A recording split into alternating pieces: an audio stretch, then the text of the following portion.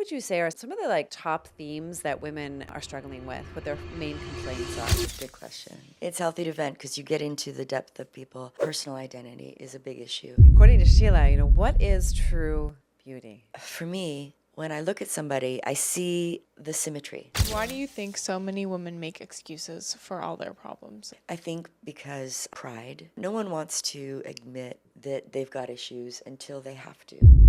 We noticed that 79.2% of you are not subscribed. So if you're not subscribed, what are you doing? Come subscribe. We give you 5 days a week of free weight loss advice. And I mean, come on. It's a pretty cool vibe over here. So I'd love it if you'd come join. We really appreciate all of your support. So please don't forget to subscribe. Welcome everyone. We are back with a special guest. I cannot wait to introduce you guys to our dearest friend, Csilla Coapo. Did I say it right? You did. Thank you. She is an expert stylist, an amazing hairstylist, I do have to say. She does do my hair. I will admit to you guys that she does do my hair, and I love everything she has done. I've had a lot of hairstylists in the past, and she's my favorite one. I think she's actually more than a hairstylist. Because I think she does that for you because she likes you. You're a friend. Like, it's a favor. I don't think she does that for everybody because she's serving beauty on a lot of different levels. And she is so skilled beyond imagination. And I feel so fortunate to have you and call you my friend and have you as a friend. Me too. Me too. Thank you, She speaks so much wisdom into my heart every time. Thank you. And the truth is that she has spent decades sitting with women, talking with women, and understanding the true nature of what it means to be a mother, to be a daughter, to be a lover of life and all things beautiful, and the role of beauty, the true role of beauty in this world that we live in that is currently a little bit confused. And what I would say our vision of beauty is somewhat misplaced. And our idea of normal beauty, especially in the city of Los Angeles, is questionable. Yeah. But that's judgmental. Anyway, No. we're going to dive in and talk about a lot of things today that I think you're going to find really fascinating because her depth and truth bombs are unparalleled. So buckle up. Thank you, ladies. We're in for a ride. I just want to say, I think beauty has a lot of power, and it's important to know where power comes from. It's important to know where, if you want your power to come from, any number of things. But I just think that beauty has power, and for me personally, I've been given beauty for ashes. I think that our Creator gives us beauty for ashes. And there's been a lot of things in my life, a lot of seasons in my life that have kind of tempered that reality for me. What do you mean by, like, for our viewers who don't understand that language, what does that mean? That just means that when you are hurting, when you are suffering, when there's loss, when there's pain, when there's trials, when your house burns down, when there's stuff that happens in your life that's unexpected, that brings ashes, so ashes represents the pain, the loss, the trials, the lessons, the things that you've lost. I believe that our Creator gives us beauty for that. Not just physical beauty, but peace, perspective, value. That's true. All these things are beautiful things because there's beautiful things to see, and then there's also beautiful qualities in people that come out of things. And so I don't know what made me say that, but I just feel like for me, I value beauty differently than I did when I was in my 20s. Didn't your house burn down? No, it was, we were threatened by the Woolsey Fire, and the ranch that we were on was almost burnt. Okay. But we actually saved it. We had hoses and wells and volunteers and neighbors, and we saved the neighbor's house. So it was like we walked through that fire. That didn't burn us down. Yeah. But there's been other times in my life where I've had, I've built things and they've just burnt. And it just hurts, and it makes you wonder, like, why, how could that? And now in hindsight, I see why, and I see what beauty came out of that, what I learned, what I gained. So I just feel like we all have purposes in our lives, and my purpose behind the chair, or my purpose in my friendships, or in my communications are, I just naturally get drawn to that person that is in either the fire, or that is going through the dark night of the soul, or that is somehow hurting in some way, or even neglected. Like, I just feel drawn to that situation. And don't get me wrong, I love happy things, I love beautiful things, but I just feel like my purposes are to go into those difficult places and bring out the beauty from the ashes. That's so or beautiful. Give beauty for the ashes. Yeah. And that's just a really powerful, beautiful way for me to serve the kingdom, Yeah. represent light, Yeah. shine down God's goodness, Woo! and just, be about my Father's purpose. Amazing. So you have sat, like you said, behind the chair, perhaps more frequently in the past than you do today, but you've heard thousands of women talk to you, just bare their souls. And they probably complain about the things in their lives that are, they're struggling with. And what would you say are some of the like top themes that women are struggling with, what their main complaints are? That's a good question. I would say certainly it's healthy to vent. It's healthy to vent because you get into the depth of people. I would say that identity, personal identity, is a big issue because women are trying to be something, whether it's a better wife, whether it's a better business person, whether it's better looking. They're trying to be, And so it's an identity question. They're not sure of who they are. So they're trying to get an identity to show what that is.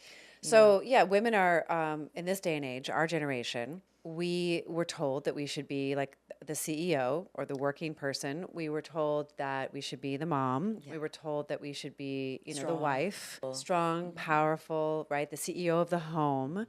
And I think that our generation's really screwed a lot of stuff up, honestly. Because, our mothers, for my mother, I can speak for my mother, it was taboo for her to work. I mean, she did try to work a little bit, but it was still taboo. My grandmother, forget about it, right? That was like, no way. And that's just culturally, And so we're really the first generation that had all these demands on us. And what I'm hearing from you is that women are in somewhat of an identity crisis. Because it's like we should feel shameful for wanting to have a family and be a wife, for example, because we should be a breadwinner. Right. And it's like this tricky part of what's happening with us. Like it's almost like we're in opposition with our own heart. Not to say that women shouldn't work. That's not what I'm saying. But I don't know. What kind of perspective do you have for women on this? I think that we need to find our balance, which means we need to find our peace.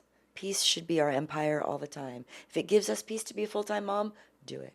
If it gives you peace to be a full-time CEO and maybe you're not called to motherhood, don't feel guilty about it. If you have your peace, that's your permission. It's like your guiding light. It really is because, some people feel like they should be a mom, but in their hearts, they're like, I'd rather write books and travel the world. Right. And that I know a could be few a real thing. friends of mine. Yeah, I like that. It could be a real thing. And it's probably better that they do that because they may be moms that just get a nanny and write books and travel the world, and then that creates a void in their kids. And so I just think that there's a balance to be found in, knowing what am I called to do? What are the things that I'm naturally, am I real nurturing? Like, for instance, I don't have kids. I have supernatural kids because I'm a youth pastor, right? So God's given me a family that I did not expect to have out of the blue. I was just like, you want me to what? Really? Okay, Lord, if you trust me with that, I'm going to go for it. And it's been such a beautiful thing that I'm awed by it. Yeah, I'm really awed. I literally had a 13-year-old, 14 to 15, slumber party at my house this last weekend. Oh, I had the best time. Nice. That's so best time. cool. But I'm just saying, women shouldn't feel obligated to be a mom or a business. Anything the world tries to put on us, we should be strong enough and wise enough to see through that and realize God is very intentional. He is not in a hurry about a sunset or a sunrise ever. He knows what every tree does, what every bird sings. He knows every hair on our head. He's super detailed, super intentional. So same with us. He's detailed and intended for us to do things.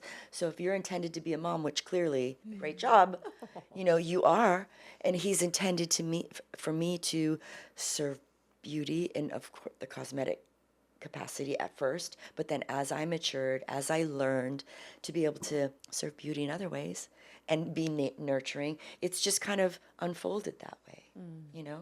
And I think women should take the world's pressure off of themselves and not buy into the obligations of, I need to do this by 30, I need to do this by 40. No, I need to be here breathing because that's my gift. And I have the freedom to explore that. Without shame, without guilt, without obligation. It's a process, isn't pressure. It? Especially for these women that you're. It is because we are performance-based people. Yeah. We're trained to be, but wisdom looks past that. And, it can be part of our decision-making process to recognize what is expected of us. Yeah. It's, that's okay. We don't need to go extreme, like, in either direction.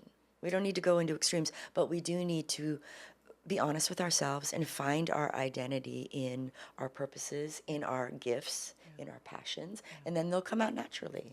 So Sheila, what percentage of women that have been in the chair? That's that how you say it? Been in the chair? Yeah. Is that how you say it? Okay. What percentage of those women have been overweight over the past years that you've been? I would say 40 to 50.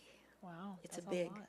it's a big thing. Not so much in Malibu, I would say, but even here, I would say 40 to 50, or have struggled with it and they bring it up because they have insecurities from back when they were.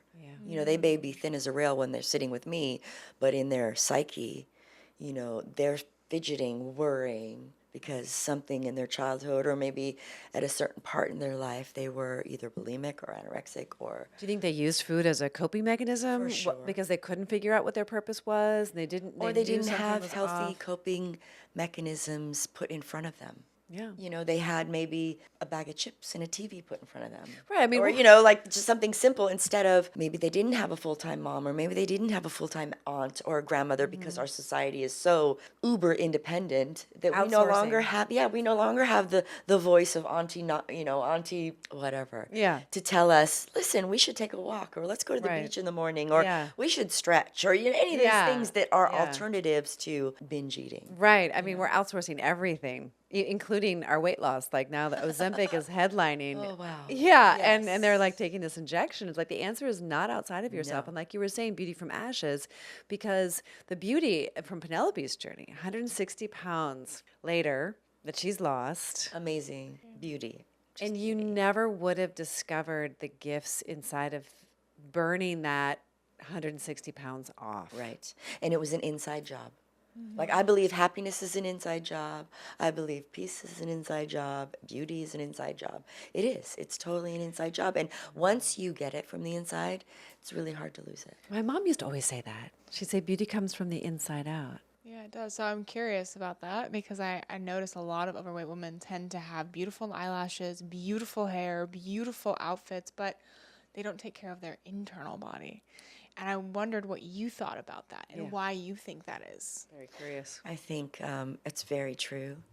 But I think because our culture focuses more on external things, and that's what we all just learn.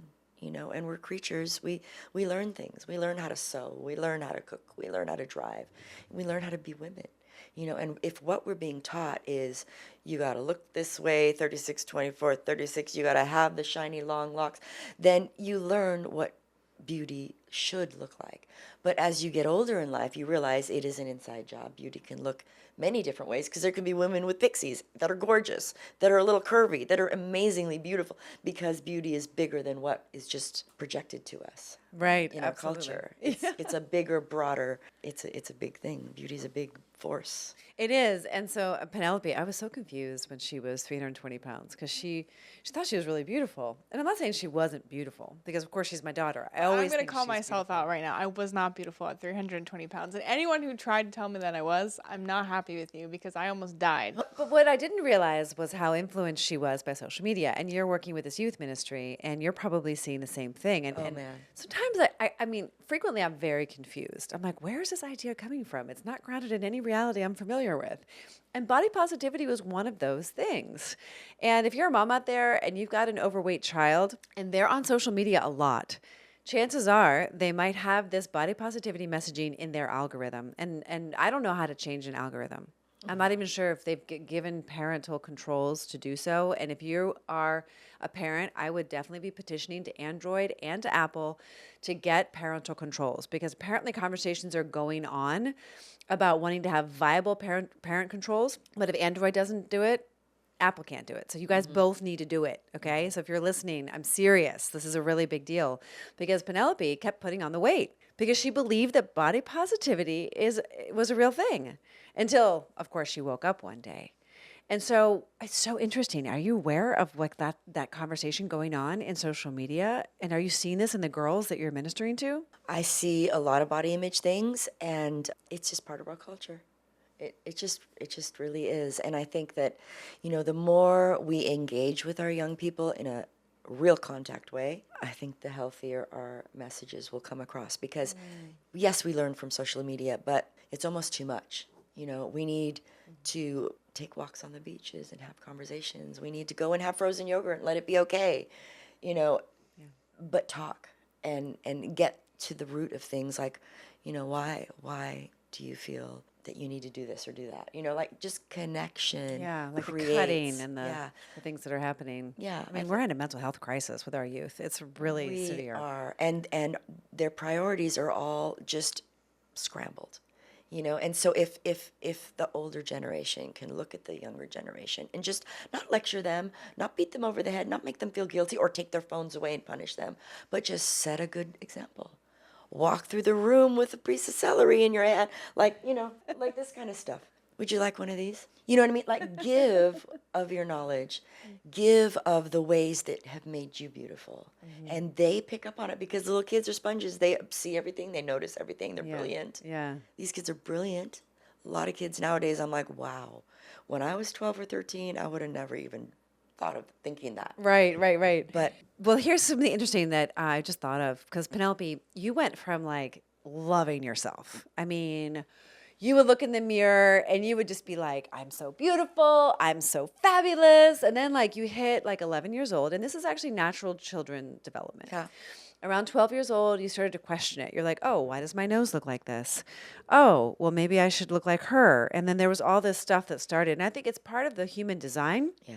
So if we were designed to be this way, it must have a role in terms of us starting to find our identity and starting to question things and compare. And it's how we were designed. I mean, there has to be a higher purpose for this human design. I don't know what it is exactly, but it was definitely something I remarked. And that was kind of when you started to put the weight on.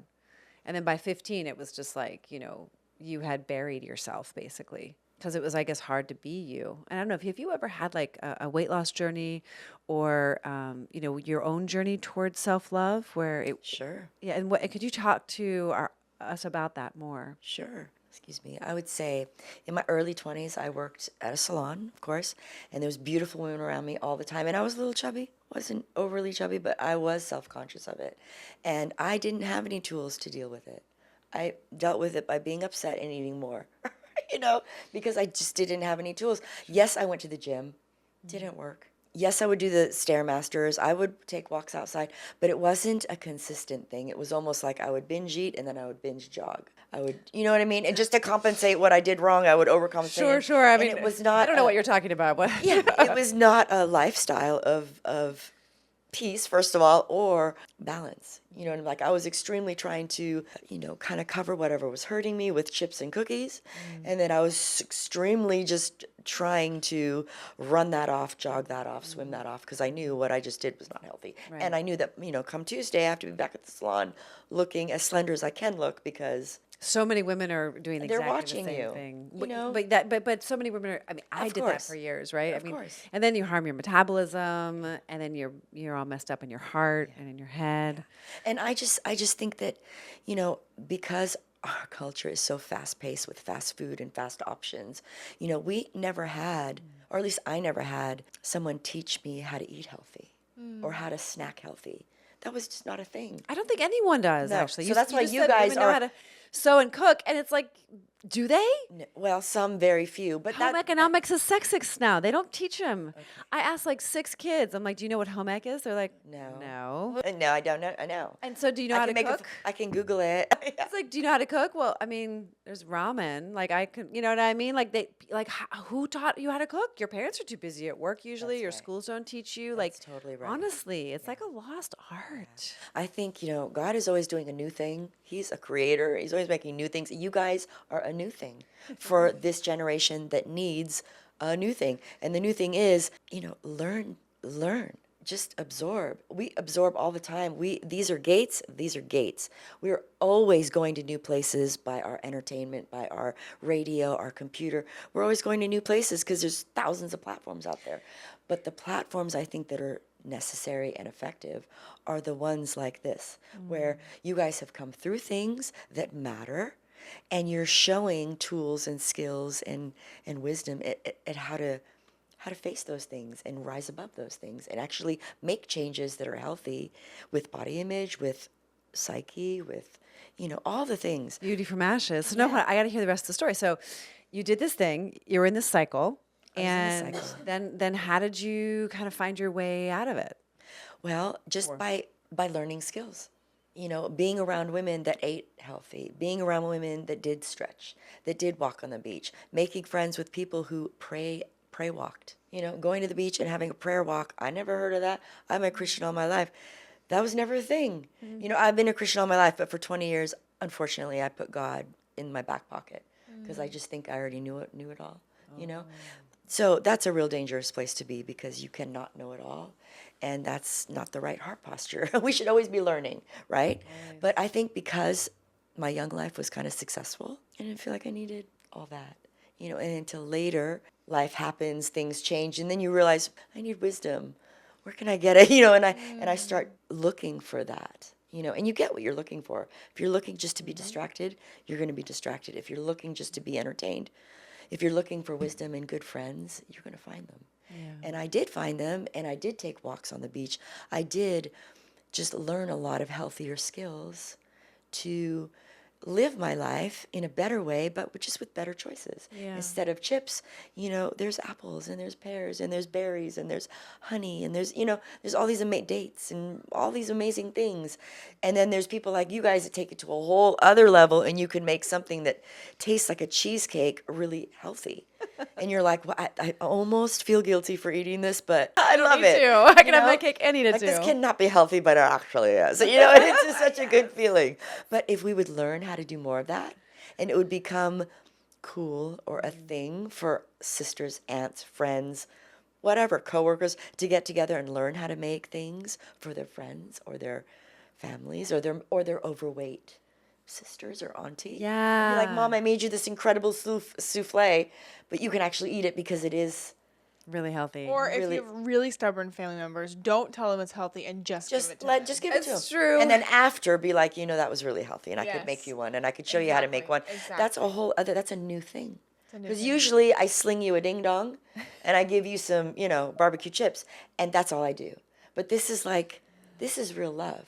To cook for someone, to spend time with someone, to take a prayer walk with them and be like, you can not only exercise, but you can take your spirit on a journey and walk it out and come back to your car or come back to your bike in a whole different mindset that will carry you through the week or the month or even the rest of your life. Yeah. You could learn something about yourself in your spirit that someone can teach you or the spirit can just download into you because you're doing something new. Totally. And skin is a really big issue. Skin on your scalp, skin on your, face, everything. But, it's like getting a new skin. Yeah.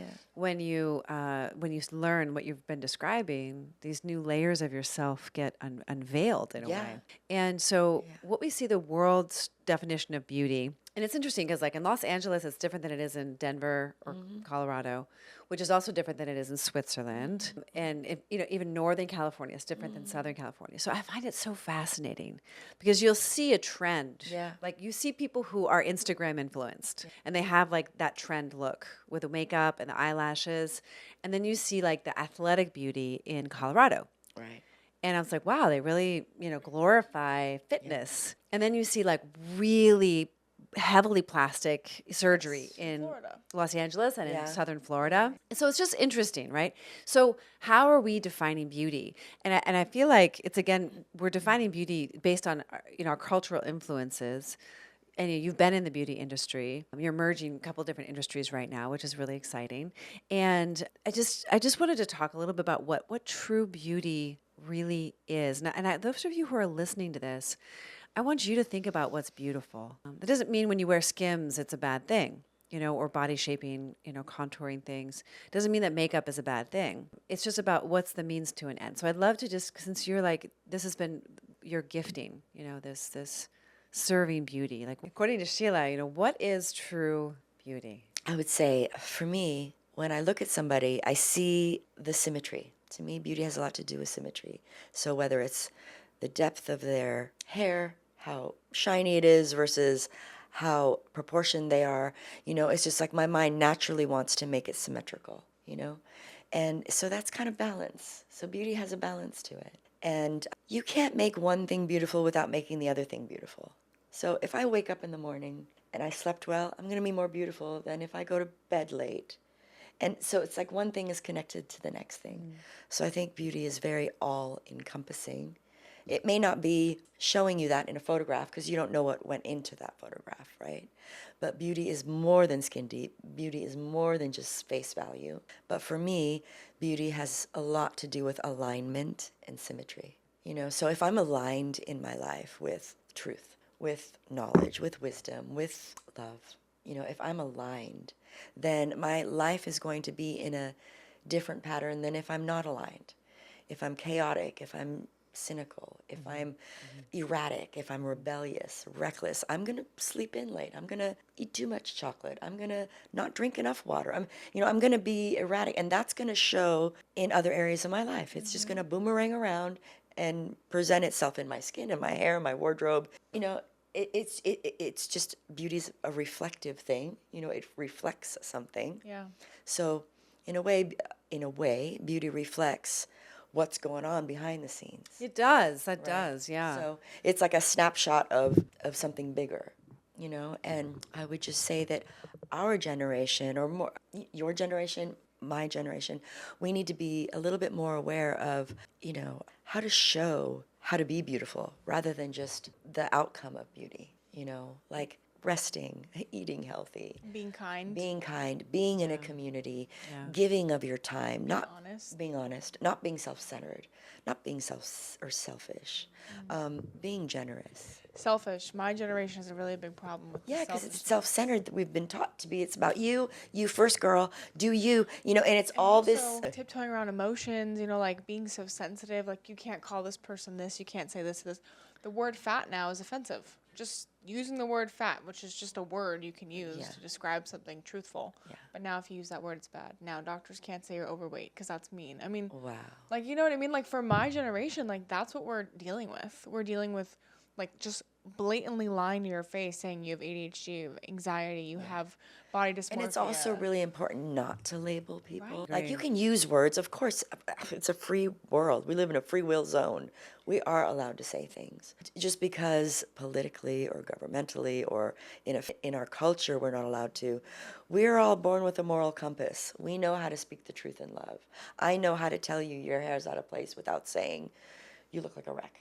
You know, there are ways to say things that will... So what do you say to a fat person? Like, are they beautiful? Yeah, they are beautiful inside. Yeah. And they need to bring that out and remove what's blocking them. And you can say that to somebody in a loving way, and they'll hear you.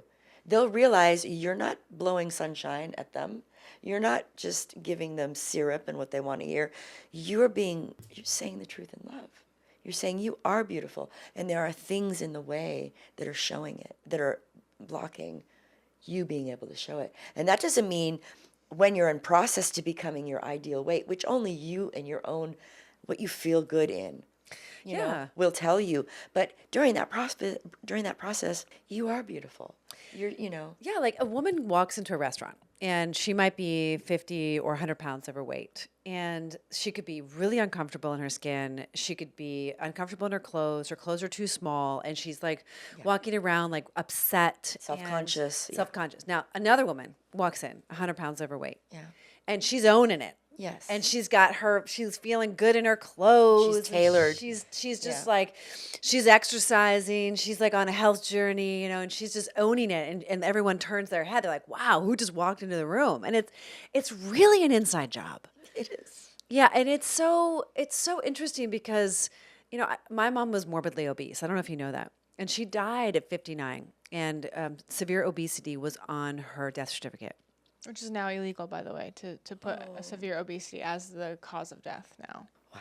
And so for me, I saw the struggle of obesity, and she had so much gold in her heart, and she was just such an amazing mother in so many ways. But I also saw the struggle and how much she desperately wanted to be thin, and yet she owned it in her own way. And so I don't want to minimize the journey, because I believe we've been hijacked by these ultra processed foods. They're engineered, and I'm not exaggerating. They're engineered to overtake your brain. Yeah.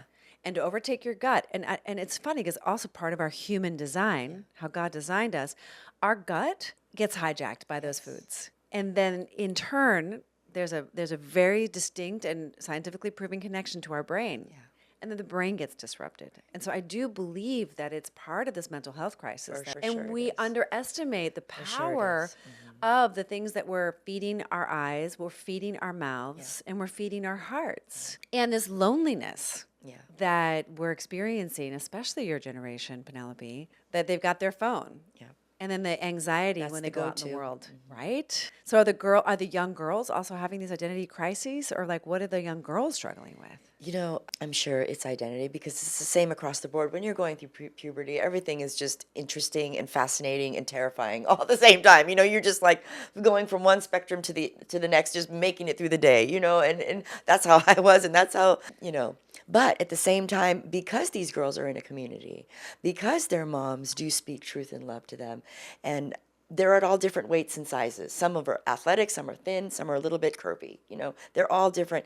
They all love each other. They get through tiffs. They have their little, but that's part of being a young person. That's part of being human. If you love something, you're gonna have a bad day, and you work through it. But they always work through it. And what I'm saying is because they're in community, they're on their bikes. They are painting their nails. They're playing balloon volleyball. They are running around with their younger Not siblings. on their phones. They are on their phones, but it's not like every Sunday I have to be like, girls, get off your phones. We're going to, you know, every once in a while they will. Okay. But it's not that bad. But then again, they're still real young and they're forming their habits right now. You know, there's one boy in particular who I do have to say, get off your phone, put it down, turn it down. Don't bring that in here. If you'd rather be on your phone, there's the door. You know, so it's like there is that element for sure. But I do see the streams of light that are healthy, that they do get on their bikes, they do walk each other to the store, or they're active. Yeah. They run around, they swing, they do things that kids do, and we need to make that okay. Yeah. You know, we need to let them walk the dogs and go to the park and, you know, take a wagon and drag their little brothers to the park and, you know, just be physical. Let it be a really cool thing that kids spend time outdoors. Yeah. Why do you think so many women make excuses for all their problems instead of actually just addressing and taking accountability? I think because pride. You know, no one wants to admit that they've got issues until they have to. Unfortunately, like we're pressed to be humble. And humility is that heart posture that says, I'm going to allow others in. I'm going to be transparent. I want to share. Pride says, I can do it by myself. I don't need you. No, thank you. I've got this. And it's just, that's what it is. I mean, that's how I see it. And so if people were willing to be, if you're not willing to be humble, you're going to get humbled. It's just the way life is, right? Okay, so that brings Oh my me to- gosh, that's such a good one. That brings me to such a good point or question, because I'm like, what's going on with these 40-year-old women who are single, sad, lonely, and now want kids, but they spent like 20 years being Playing. like, Yes. kind of like a crazy woman, like going out and like having one-night stands and Yeah. being like, I don't want kids. I love the Right. corporate world. It's like a biological thing too. I think that women like become the age of 40. They're like, I want kids. I want a family. I want to settle down. I don't want to work anymore. I don't want to have a 9 to 5. So what's going on there? Well, what's going on there is our value system has really been hijacked through a lot of Hollywood, a lot of culture, a lot of time. You know, we've just slowly drifted to what things should seem like they should be. You know, and it's just an ideal. It's not a reality. Reality has God in it. Reality has order in it. Reality is by design. So there's reasons for why we go outdoors. There's reasons for why we eat fruits and vegetables, you know, but we've become so kind of addicted to the illusion of things. We like glossy, shiny versions of things that are real. We just like it. And there's nothing wrong with liking it, but when we try and become that glossy image, we're not real anymore. And then that becomes distorted. That's why we say eat real food, because if Yeah. not, you become some form of a human that isn't, I mean, you're still real, but you have like some major issues. Yeah. That's really beautiful. And we've taken prayer out of school. We've taken the Bible out of our relationships. Very few people get together and say, let's read the word. That's not a hip thing to do. It is in Christian culture. But in the world, that's like you're looked at like, oh, you're vintage, ancient kind of person, aren't you? You know, and it's eating mocked healthy. at. And it's healthy, exactly. Even I think healthy is weird. because right now we're in a place where people are calling right wrong and wrong right. And it's just kind of a, Oh my gosh, it's exactly what's happening. They're glorifying gluttony, yes. not health. I was going to ask you about gluttony because gluttony is glorified today everywhere you look. And it's also Well, so is, shunned to talk about it. But why is it shunned to talk about gluttony? Gluttony is a sin. Like, why can't we talk about that? well, first of all, when we say gluttony is a sin, for any person out there that's Catholic or religious, it's going to sound like shame, right? So we as a church, as a body of Christ, we need to become better at teaching what's healthy without guilt and shame, without condemnation. The Spirit will convict you. Look, at when I eat too many cookies, my spirit's like, you should have quit 4 or 5 cookies ago. Like we all know that. Everyone knows. Yeah, That's that's gone why- too far. We all Yeah. have, like I said earlier, we all have that inner compass. We know. It's just we choose to listen or not. Right. And that's our free will. Well, and this is what makes our program really unique. You may not know this actually. So we designed it so that people choose themselves what to do because we trust that they know Yeah. the right thing to do. That's right. And it's so interesting because some of them just are not willing to decide. Right. And we hold them to the fire and we're like, okay, what are you going to do this week? Because they know. And then as soon as they're ready for more, like we're on it, you know, like a rash, you know, we're so like, good. yes, you know, we That's we so got you. good.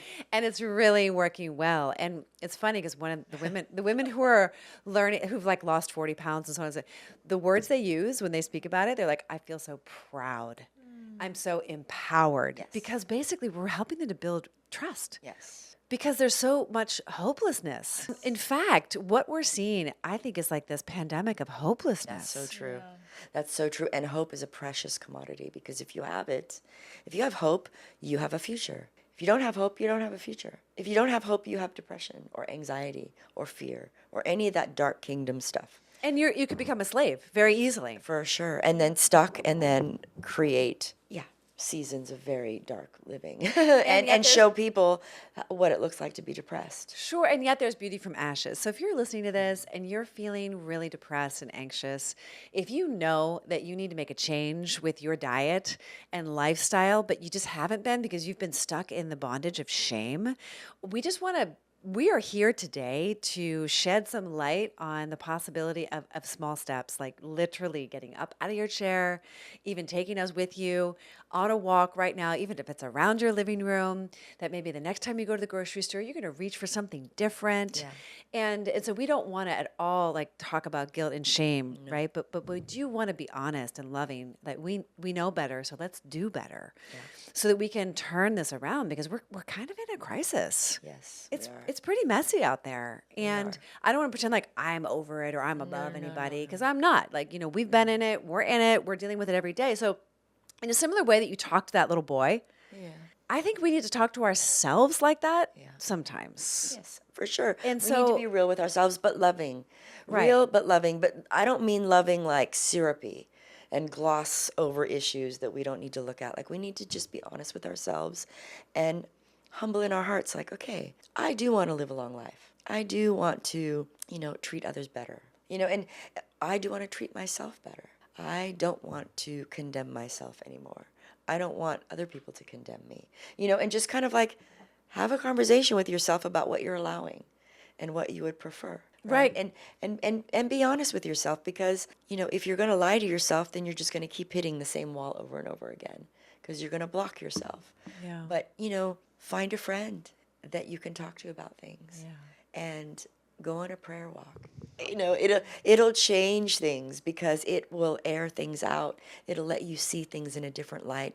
And, when we hold hands, when we are together, when we smile at each other, we are boosting our endorphins because we've been created to always be able to heal. If I have a cut, it's going to heal. If I have an emotional wound, if I'm in the right environment, I'm going to heal. Yeah. Same with our bodies. If we are over this or under the underweight, because underweight's a thing too. Yes. If we are over or under, we need to allow ourselves to be put into an environment where we can heal. Yeah. 'Cause we naturally will. Yes. And it's not a guilt thing like you better heal or, it's not like that. It just will happen. It sure feels like that when you're under the weather, though. It does. I gotta get better. It does. And you're so right. And so I think one thing I'm noticing is that people have completely forgotten that their bodies heal themselves. Yes. And they're designed to trust that. heal themselves from the inside. Penelope is a testament to that. I mean, she's lost 160 pounds. I've lost over 100 pounds.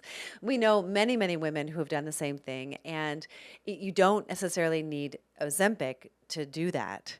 We learned recently that Ozempic is a GLP-1 agonist, and that's a hormone, basically a peptide That your body makes. that your body makes. Oh. And then, so like when you really like look under the cover, you start to realize, where does this come from? Interesting. It comes from a lizard's venom, Whoa. right?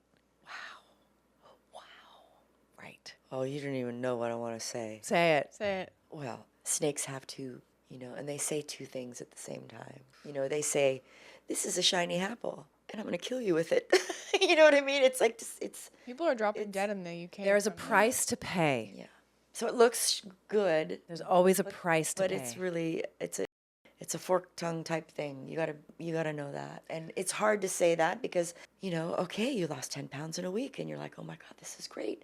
But no, underneath that, There's a cost. Yeah. There's going to be payment. And some of the things we're learning, it could be permanent. The changes to your gut microbiome, to your, therefore also your brain, to, your thyroid, to your pancreas, to, Do you know anyone on Ozempic? I do. How many people do you know that are on Ozempic? I don't know, but I know one girl specifically. And I know like 6. Is her hair falling out? no, Do you know anyone whose hair is falling out because of Ozempic? It's a common there's thing. somebody that is experiencing hair loss, but I don't know if she's on Ozempic or not. Hair loss is a really big It is. topic. But that could be stress too. I mean, hair loss, so hormonal, stress, Hormonal, long COVID, Yes. and also Ozempic. Okay, so let's go back to this. You know somebody on Ozempic. So do you know, are they like morbidly obese? No, they were heavier, but they have lupus, so they're on medications. Their medications made them kind of swell. And she's used to being a thin girl and modeling and, so she's just trying to get rid of the weight as quick as possible. But now she is stretching, she is swimming, she is doing things to be healthier.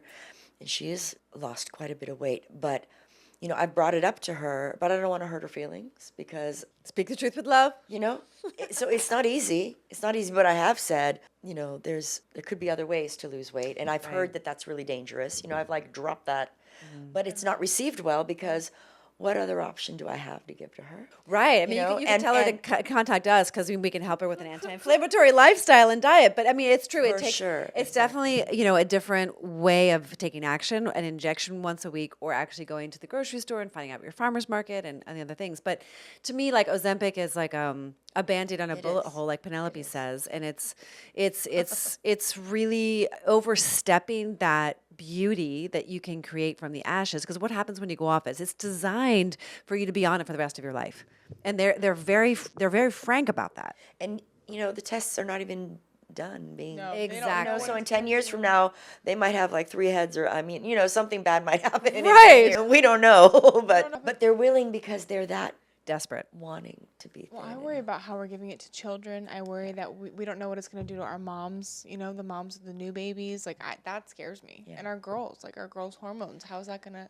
Where did you affect learn them that those it's lizard hormones? venom? It's recently been exposed in the news. This warning on the FDA label insert literally says thyroid C cell tumor.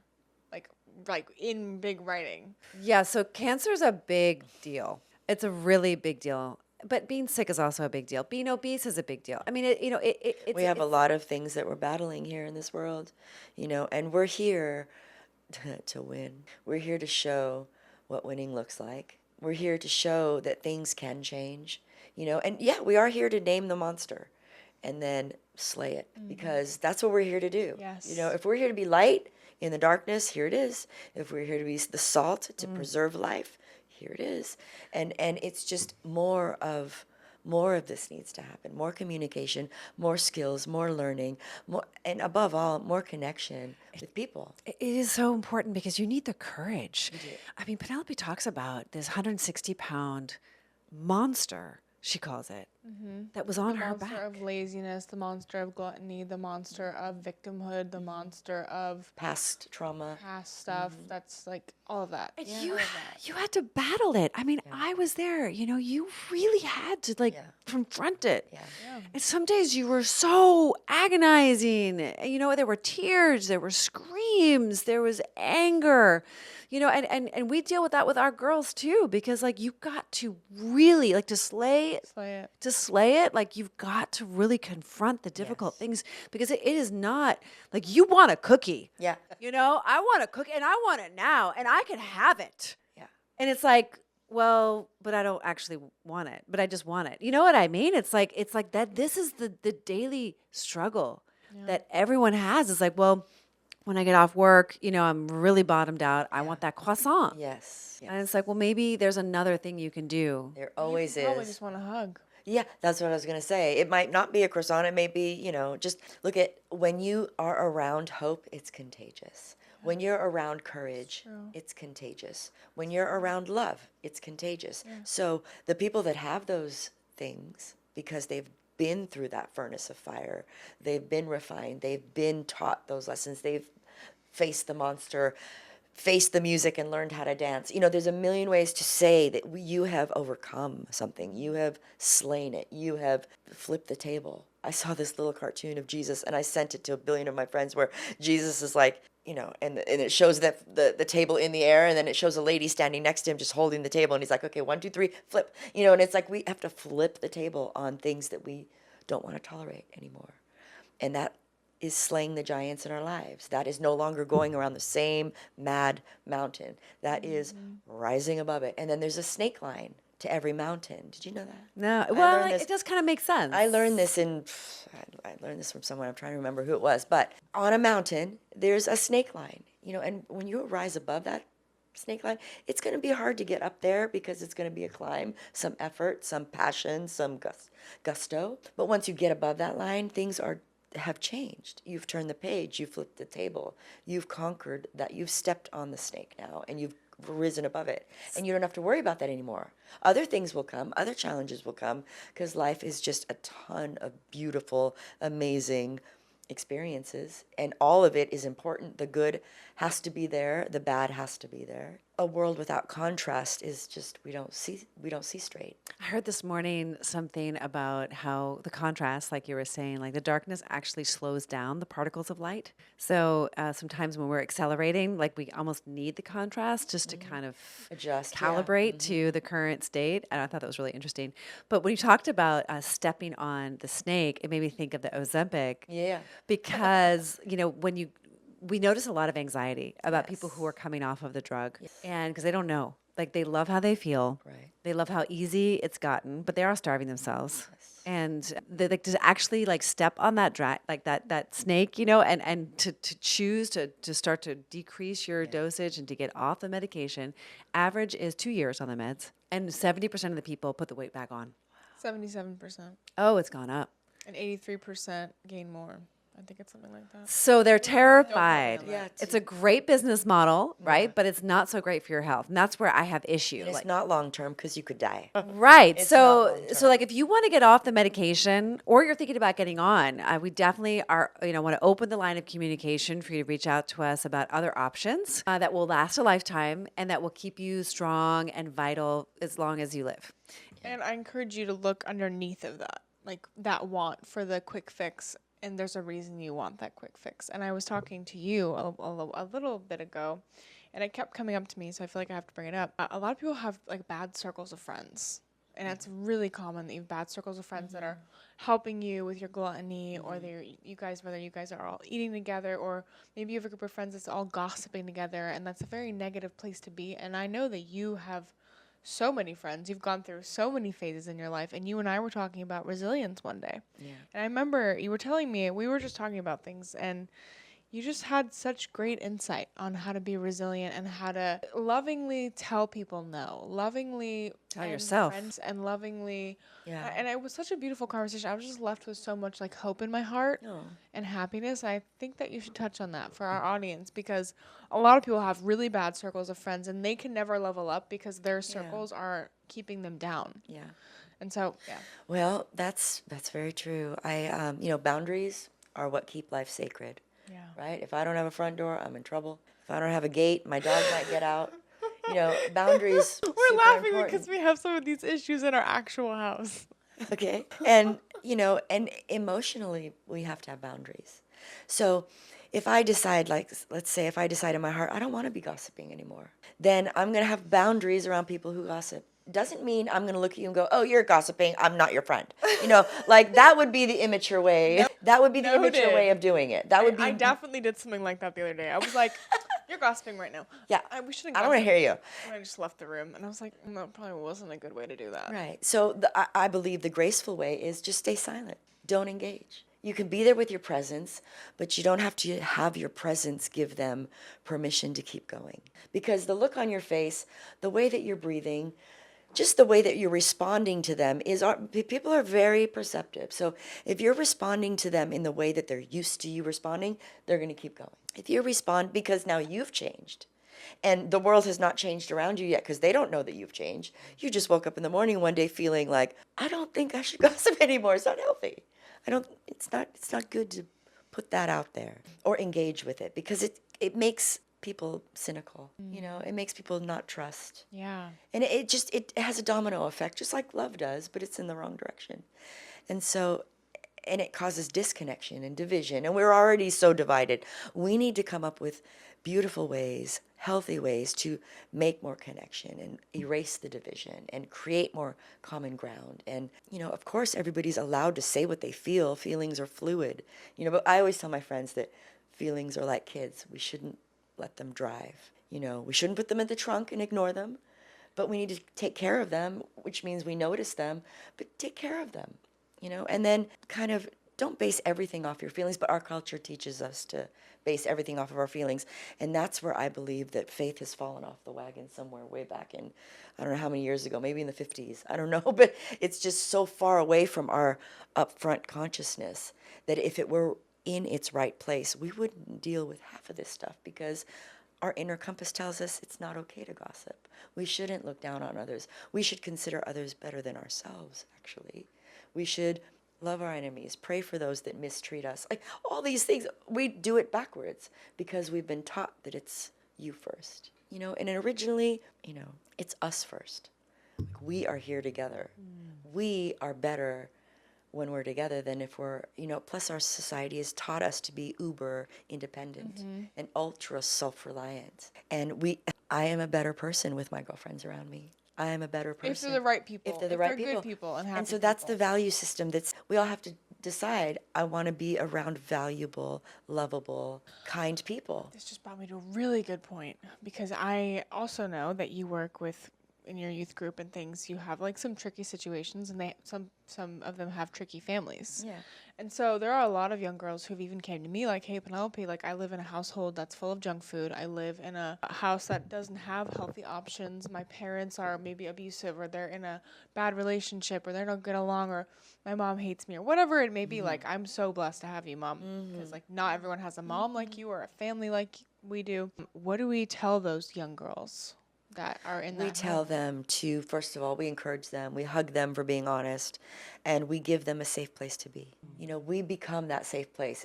They don't have to necessarily come to your house or you go to them, but they can always text you, they can always call you, and yes, they can always come to your house if if you have that invitation or that ability, but you have to give them hope by letting them realize that they are safe with you, you know, and, you know, I'm not saying these youth group kids don't have great moms, because all of their moms are great, but they're all at different levels of healing, you know, and because of that, their dads are kind of MIA, you know, and that immediately creates an imbalance in the household, and it's nobody's fault. It's just the fault of we live in a broken world. Yeah, and I think I believe it's by design. And I think that if we didn't have difficulty in, I don't know anybody who's like, oh, my parents were perfect. Yeah, right, exactly. Anyone, and I think it's by design, because if we had no issues with our parents, we wouldn't be seeking that knowledge outside of the home, and we wouldn't be seeking a father in the Holy Ghost. You know, like there's all these different levels of its design, which is perfect. Like I could never provide you, Penelope, everything that you need. Right. It was so interesting, Mom, because you told me once, you said, oh, I'm so sorry. Like, I feel like I failed you as a parent because we had a divorce and blah, blah. And I'm like, no, thank you. Because I know that God did everything intentionally. Yeah. And that there's no, like, nothing happens for no reason. And I actually think a lot of people suffer from that mentality of everything's happening to me. Yeah. Or everything's just random, nothing matters. Right? Right. And that's Big the one. exact opposite And that we of should like the truth. avoid any painful or uncomfortable situations, including weight loss, including conversations, including family, including all these things. And you have just been such a great example of what resilience looks like and what it means to be resilient and how you can be more resilient. And I want anyone Resilience, watching resilience, I believe, has everything to do with love. Everything to do with love. Because love and fear are the most powerful things that pull people. Why do you think people choose fear most of the time? Because they don't know love. They haven't had enough proof in their life that love is real. What about people who Love are is hopeless and powerful. don't? Because I know somebody who has been her dad is a pastor. She's been her whole life. She has been like so trying on this journey of weight loss and God and everything, and she has no hope. Well, I would say that She said she hates God. Yeah, she's been betrayed. She thinks she's been betrayed because her nephew died, right? So, I totally understand. I really understand because emotionally, it feels like God is absent. Even when Hollywood made that movie about Noah, that was the message of that movie. Like, God's not going to answer. And that's so not true. God does answer, but his ways are higher than ours. couldn't finish that movie.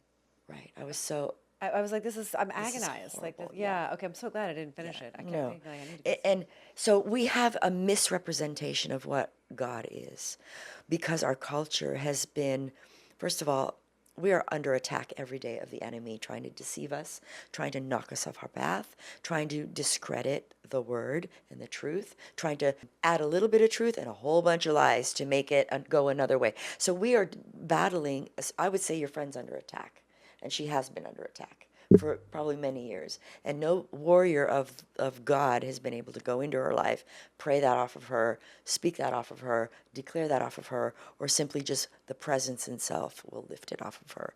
But you can give her hope by just being you. Well, I tried. She did. She came. She's lost 7 pounds. That's now. great. She doesn't have pain. That's She great. doesn't have pain. So but because I also see that these foods are also blocking people's connection. For sure. And so, when they can liberate themselves from the junk, then they can see more clearly. But I also see sure. their excuses are their identity. It's like they are their excuses. Right. And that's a lie. But that's a lie. I know. And so what love does is it comes in, it sheds light, it clarifies, it reinterprets what's real. I agree with you, but I should say and I poured so much love into this person, right? And I was like really committed to helping her. But I realized that I couldn't help her to the capacity where she could help herself. Right. Like, it didn't matter how much I did for her or with her, or it didn't matter how much we worked out or whatever. Like, her willingness had to be higher than mine. Yeah. And it wasn't. And she gave up on herself, even though I believed in her so much. sad. I remember I spent hours so cooking and doing all these things because I wanted it for her. Yeah. Because our bodies are temples. I really believe this, and we have to take care of them. And she's 40, and she doesn't have that much time left, and she's given me so much love. I want to give back, and I can't. So what happened? Did you guys get into a tiff, or No, we just didn't. fade away? Or? No, we didn't get into a tiff. No, she's lost 7 pounds. Okay, Same so good. person. You know her. So there's actually. hope. You know Okay. her. And but it was just interesting because she's still so hopeless. Like her reason is still not strong enough for her to overcome. It's just so interesting to me how get it. people's excuses are so strong, and It's been We ingrained. see it every day. It's See people ingrained. call us, they want to join Yeah. the program, or they're not ready to join the program, and it's like this readiness, unfortunately, is usually caused by the cancer diagnosis, the diabetes diagnosis, the heart attack, or a divorce, or bankruptcy. Unfortunately, life does that. Yeah. Some would say God does that. Yeah. And usually when that happens, there's a big wake up. Yeah. Something's got to change. Yeah. My life is burning to the ground. Yeah. And then there's beauty from ashes. Yeah. Now, we believe in the model, like, prevent that from happening. Yes. We don't want that to happen because we can But we see live the in the future. world where that's already happened. right, and they're not So gonna many do- times to people, and they do get caught in a groove of hopelessness. And I'm just going to call it a groove because, like, in our minds, I have created new neuro pathways in my mind I love it. because of all the new things that I've Yes. learned and I've Yes. experienced. this young lady has the same hopeless track running. And even though you whirled in there with recipes and love and kindness and experience, it just isn't enough. I know. But what you did do is plant seeds. She did lose 7 pounds, and there Yes. is She hope still because loses I'm here to bring it, and you can refill her hope, gonna refill and just her don't hope. give up. Because what ends up happening is because we live in such a fast pace, I want to see the results society. Yes. We will give up after a couple months, and sometimes guess what? It's going to take a couple years for you to get over things. I agree. It took me a couple years to get over some things, a long time.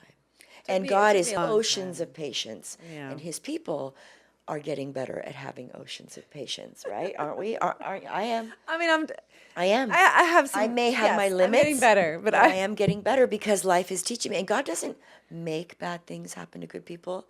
God allows things to happen. But He's, also- he's not a robot maker. He is a creator, so he created our world with the good, the bad, the ugly in it. And the good, the bad, the ugly in it is because of the fall. It's not because of any one particular person. We can all just blame the fall. Well, and it's how he can trust you. It's like you get to choose better and do better. You'll be rewarded for that. For sure Whether you you believe will. in God or not. Like life For will sure, reward you life for that. will reward, exactly. And so, and I have friends that are healthy and they got cancer. I mean, but But pain that's is also good, right? Like we also learn that pain is good.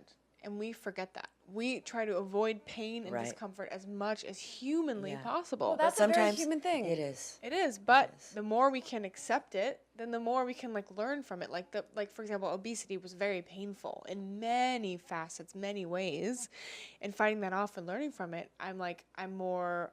I could say, I'm more okay with certain. You're more pain resilient. now. I mean, when you lean into that discomfort and you have trust and faith, then it's very counterintuitive. Yeah, it Because, it's normal. Like when there's fire, you touch it, out, Yeah. you move away. It's a very normal human reaction. yeah. So we have to actually have that courage, that ignition, some spark that has us have the trust and faith to lean into the discomfort. And trust the process because it's not going to always happen overnight, but it will happen if you're consistent. Yes. And sunsets are always consistent, sunrises are always consistent. I love it. The birds are always consistent. My hair is always consistently growing. There is consistency in life.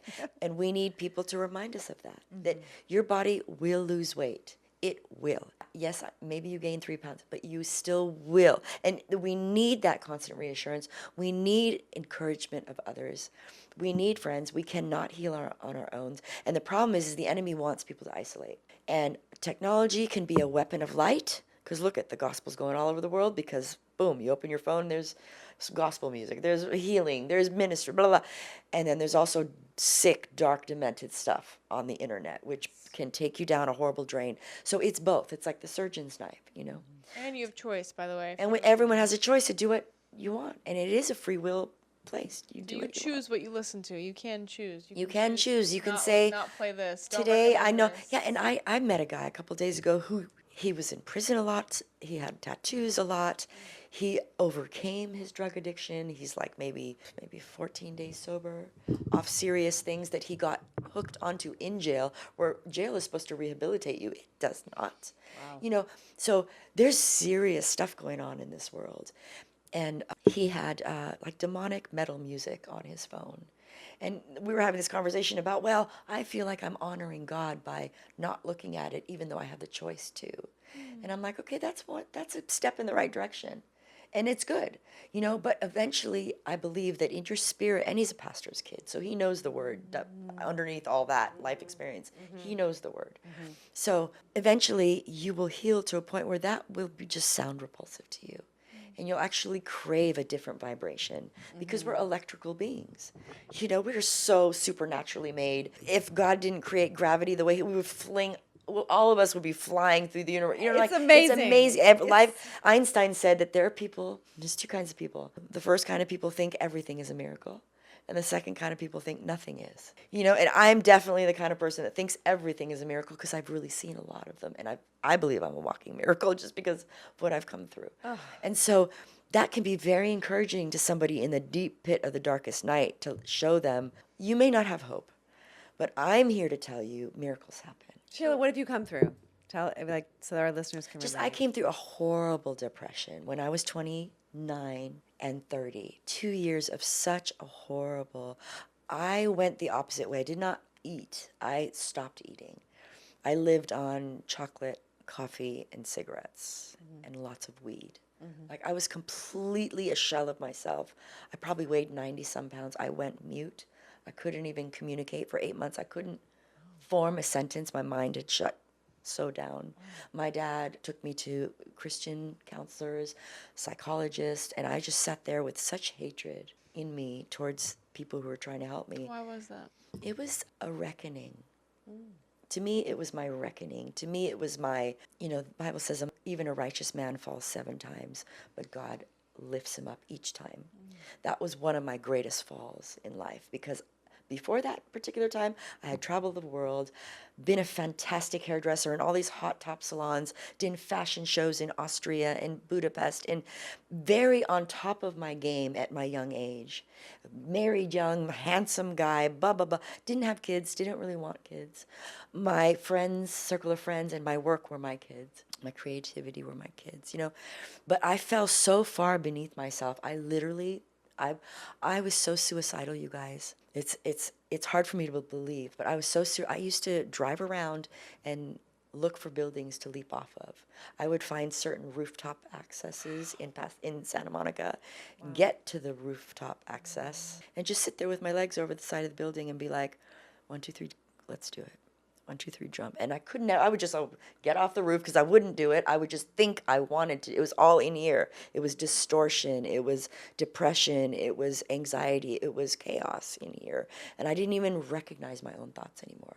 I became so far removed from who I really was because of pain, doubt, loss, hurt, and no guidance other than my father, who was giving me the truth in love, but I couldn't receive it from him because I was so shut down. So the Lord himself had to allow me to be that gone for that long to show me how far he would go for me to tailor make my redemption and my salvation really real to me, so that I could not just get up out of myself, but remind other people that if you're ever really in the dark and like in the gates of hell, I'm here to tell you, you can so walk out of that. You are so moments from your healer.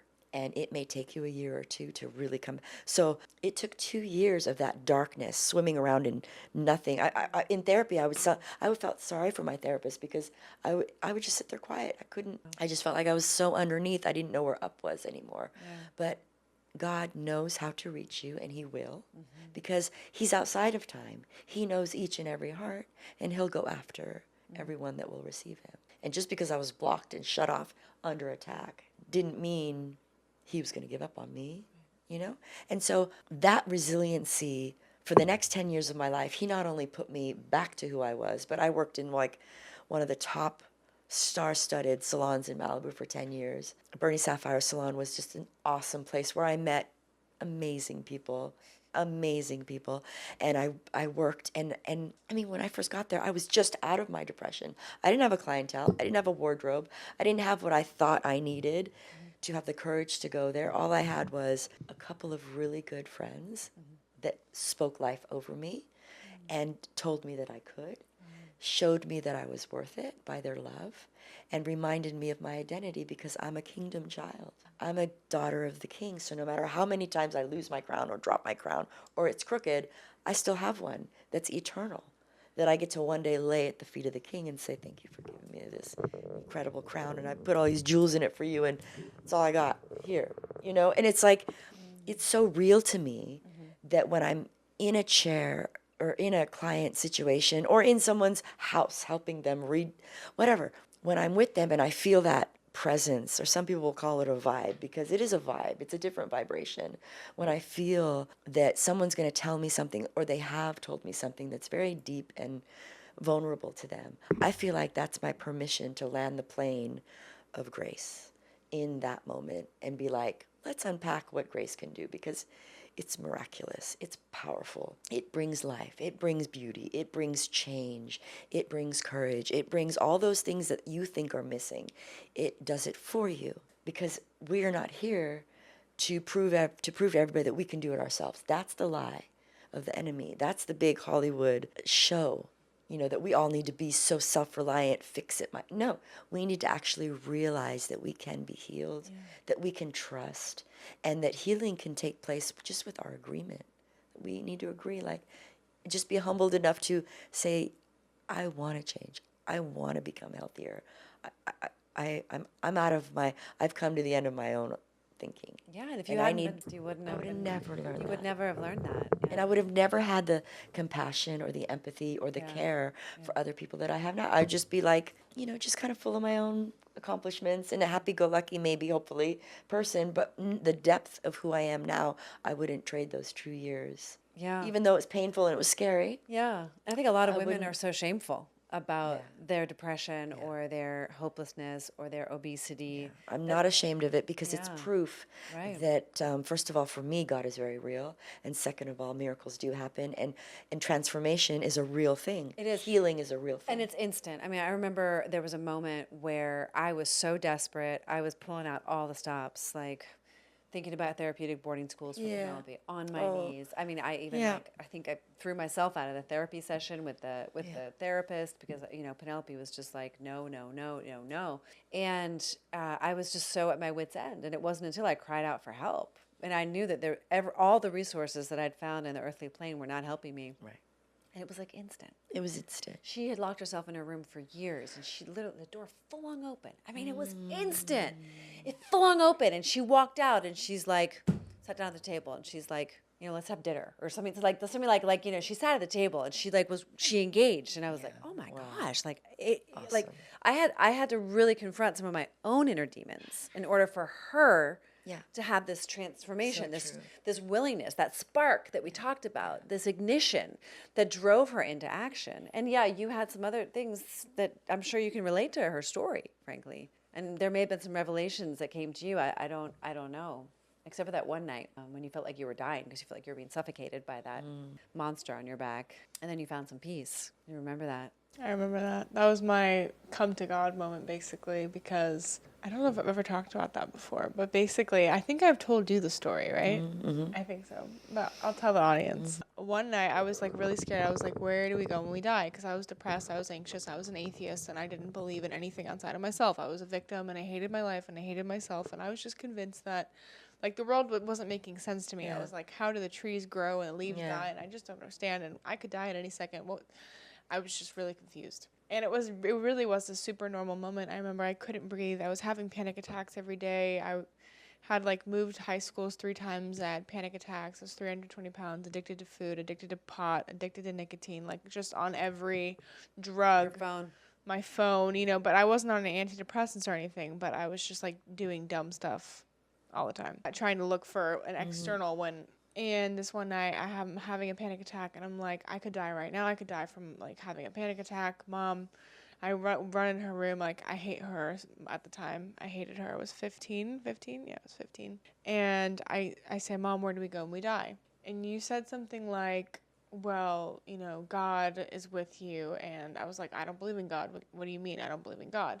And you were like, well, the angels are right over the fence waiting for you. And Priscilla, which is the name of your mom who died from obesity, you were like, she's right there. She's just like waiting for you. She's just right over the fence. Can you look outside at the fence and imagine that? I believe in a fence, right? I can see it with my own 2 eyes because that would be my excuse. Well, if I can't see it, it's not there. And she goes, okay, well, just look at the angels. I'm going to pray right now. And you just close your eyes and take some deep breaths. And I can't breathe. I'm like, you're having a panic attack. You cannot breathe. And usually when you have a panic attack, it lasts for a really long time. The breath was taken out of my body, and I could breathe completely normally. And I just sat there while she asked for the angels to come. And I could breathe normally, and I fell right asleep. And that was the day I realized that I was like not an atheist anymore, and that I realized that God was real. And that was like that moment for me, and that led to that led to a lot of other things. Yeah, I mean, I'll never forget that moment. Ever. And you were like, Mom, I can't breathe. Mom, I feel the peace. Mom, it actually worked. It was like a super normal feeling. Right. It was so amazing. But how beautiful it came through your mom. I know. And her mom. And she was saying her mom. That's so beautiful. I never got to really meet her mom.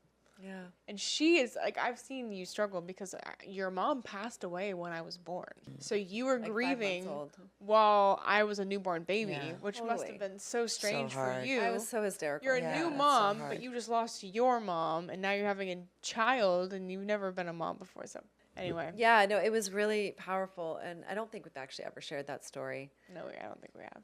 And it is an important part of the story because that powerlessness It's so real. is so real. And you're in those moments of desperation.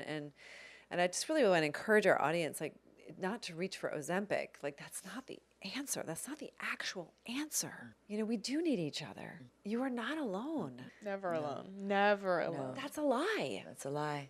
Even That's if you right. might feel like it and you have a lot of facts to back it up, it's just not true. And feelings, like I said earlier, this culture just amplifies feelings so much that if I feel this, it must be true.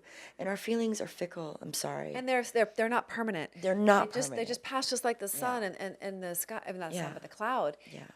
And what's so interesting is that, like, when you cut out the people that are not lifting you up, and when you cut out the foods that are bringing you down and making you gain Your weight. feelings will follow. Well, in the beginning, it's hard will. because you have these grooves, Yeah. like you said. Yeah. But like when you have the courage to make some decisions, what's so cool is that the void of that food gets filled up with something else. It's the genesis of creative thinking. Like, what am I going to have instead of my Doritos? Yeah. What am I going to have instead of Right. my ice cream? What am I going to have? So you have to actually think creatively. But as you welcome in new recipes and new ideas, then your It brain becomes switches easier, on. yeah. Your taste buds like come And you back look online. forward to these things. Yeah, you cut out the bad relationship, and then all of a sudden, like, your dream friend shows up. Like, oh my gosh, you're like the friend I've been dreaming about my whole life. And let's say you can't cut out that bad relationship because you live with people. And let's just say it's your sister or your brother or your aunt or you're somebody in the house that you just can't cut them out. In those circumstances, there are friends that you could make or people that you can meet that can show you how to deal with difficult people. Yep, You know, they're there actually because you're supposed to learn the skill to deal with that difficult person. For sure. I mean, It's possible. I mean, that's happened to me so many times in my life, and I'm like, why is this person torturing me? And then, like, 10 years later, I meet someone, I'm like, oh, that's why. Because I learned saw how. you coming. I know your game. Yeah. Let's Yes. play.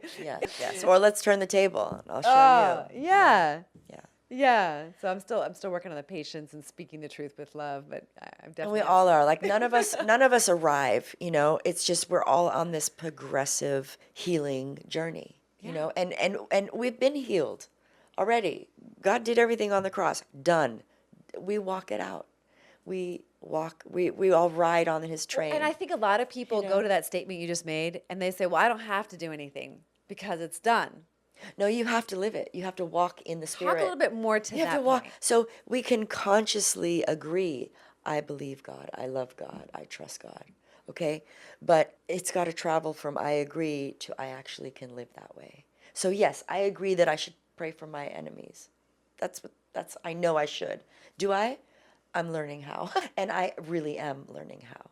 And it's how to have more patience is how to trust God more. God didn't give us impatience. He's given us power, love, and a sound mind.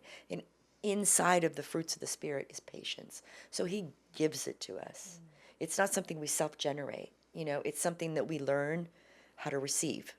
So we learn how to receive patience in trials, We receive compassion. in endurance, and we receive, So we have to give compassion, all these gifts that we even to people we don't agree with Or feel like. compassionate towards. Compassionate towards. It's a do. great point, It's a Mom. challenge. It's a challenge because because we're Tested. expanding. Tested. We're expanding. Oh, I like we're that. growing. We're being expanded. Our capacities are being Challenged, expanded. Tested. Yes. Yeah, all We those are. things. And we're growing into, we don't even know what we're going to be. It doesn't say what we're going to be, but what we're going to be is inside eternity, and we're going to have a long time to figure it out and to learn about it and to enjoy it and to be amazed by it. Because if we could just know, oh, you're going to be a new planet creator. I mean, if I knew I was going to be that, where's the mystery? Where's the majesty in that? Where I already know where I'm going. I already know what I'm going to do. No, it's beautiful to not know what's out there in the beyond. Yeah. And it's fabulous and fun to think about. And it just kind of draws us into something that's bigger than right now, which is good, which is healthy. Otherwise we get limited thoughts and distorted ways of looking at things, and our perception gets kind of narrowed. And that's also an indicator of how you know which friends you want to keep around you is that they're willing to tell you the truth. They're my most valuable friends. Yeah. We're like, hey, Helene, you're off here. And then I kind of know somewhere in my spirit, like, oh, I think I am. I think you're right, you know? And then I really, really value that. Yeah. The friends who are just like pumping you up with falseness and lies and untruths, like they're really just not much value. No, and it's shallow. And life is going to bring you to a point where you're going to find out who your friends really are. And then hopefully you have some real ones, you know? And hopefully you make better choices. And hopefully you recognize exactly qualities in people that you will choose. And it doesn't mean fluff off everyone and never talk to anybody who happens to gossip, because we are there also to set examples, to bring people up, to remind them of, change. But we don't have to be so close to people that are like that. We can step back a little bit emotionally or even physically to less time spent or different kinds of time spent. Yeah. In order to just kind of shift how that dynamic has gone for so long. That's also an indication too when you're around people that drain you. Yeah. Like when you for feel sure. really drained after spending time with somebody, you know that is an indicator. it might be fine that you're meant to be there to heal, but maybe not be like a friend that's like reciprocal or, giving back to you. Because if you're always feeling drained, it's a sign It is. that maybe it's not. It is. It's not ideal. healthy. Yeah. Well, thank you, Sheila, so much for coming today. welcome. We're so grateful for all your wisdom. Thank You were you. truly like such a beautiful soul. I'm Thank so you. glad to know you. Well, that was really fun, you guys. Yeah. I appreciate you. Do you have any? I appreciate you too. Is there anything that you would like to share that we haven't shared in this time together that needs to be shared? And it's okay if there's nothing, but I just want to give a Yeah. moment for it. No, I think we covered a lot. We did. I think we covered a lot. I think, we do need to shine down what is good in us. Like shine it out. Do those things that you do know that are good. Use those things and new things will come. And if you're in a place where you don't feel anything, then, ask. Ask for the strength to be able to open up a little bit. Ask for the ability to trust. If you don't have it, be willing to at least ask for it. Yeah. Because it will come. And I really believe that being in nature helps so much. So much. Because you'll Yes. start to see the birds. Yes. And you'll start to hear Even the fresh wind. air makes it, yes. And you'll start, and so I know Penelope had so many moments when she was deep in her depression where she was just, I put her smack dab in the middle of nature and she was like, oh, this is real. My problems aren't what I thought they were. And so I saw it firsthand. I know for myself it's huge. And so I just feel really compelled. Like, we seek beauty. We love beauty in art and especially in nature. Yep. And it is actually all around us. Yeah. And And we it is healing. and we do, and it's right here, but recognizing it is important. And I think this is about the gratitude conversation, but there's so much more than that. This is gratitude, but it's recognizing it through the lens of beauty and light. And so I just felt like that was important to add because you are the architect of beauty. You're architecting beauty, and you're bringing the beauty out of places not seen, or maybe places seen but not fully. Bringing beauty to its potentiality. Reminding people that it is there, Yeah. even if they can't see it. And it's really an art. It is an art. Yeah, and it's very healing. When you have a space or you have a, shoot or you have, whatever it is, and you want to really like create beauty. And we need each other because you're going to see things I can't. And you Right. too. Right. So you want to wrap us, Penelope? Thank you, everyone, for watching. I'm so grateful that Sheila could come be here today. She's so special to me. Truly, truly. She gives me so much wisdom behind the scenes that you guys don't see. She always gives me hope and inspiration and faith. Just that the right things could be said. And just thank you for always being my little guiding light. And don't forget to like, comment, share, and subscribe. And we will see you all the time. Hey, we noticed that 79.2% of you are not subscribed, which means you're watching our videos, you like the content, but you haven't made the commitment. So we would love it if you would subscribe. And if you want to join our Women's Accountability Group, don't forget to click the link in the description to join. We're only accepting amazing, awesome, and ready women. So please join if you're one of those. Don't forget to like, comment, share, and subscribe. And we will see you all the time.